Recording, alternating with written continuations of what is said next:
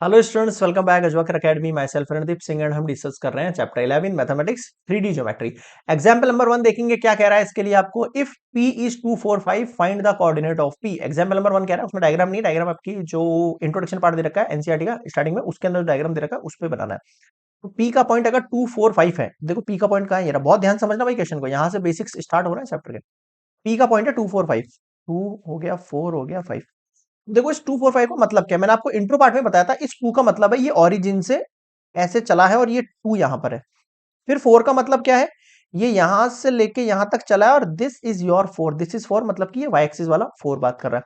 फिर ये ऐसे चला है ये जेड एक्सिस पाने के लिए, तो यहाँ का वैल्यू कितनी है, 5 है, तब जाके ये 245 अचीव कर पाया है। ठीक है, अब आपसे पूछ रहा है आप मुझे एफ का कोऑर्डिनेट बताओ। बिल्कुल आसान है। एफ के लिए मैं सबसे पहले मैं जीरो से चलूंगा, मतलब ओ से चलूंगा।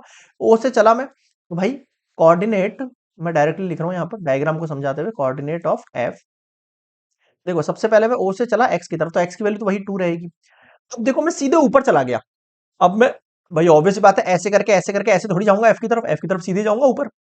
मैं ऐसे नहीं गया, मतलब कि मैं वाई की तरफ गया ही नहीं। अगर मैं वाई की तरफ गया ही नहीं है तो वाई की वैल्यू जीरो हो गई, सिंपल है कि नहीं। और मैं सीधे चला गया जेड की तरफ, जेड की तरफ देखो ये इसके पैरेलल है भाई, ये 5 है तो ये भी कितनी होगी, 5 होगी, सिंपल। तो ये हो गया 5। ये लो, अब देखो आप कितनी आसानी से निकालते हो। बस आपको कोऑर्डिनेट्स में ये ध्यान रखना है, ओ से चलना ही। मैंने आपको इंट्रोडक्शन वाले पार्ट में बता दी है सारी बातें।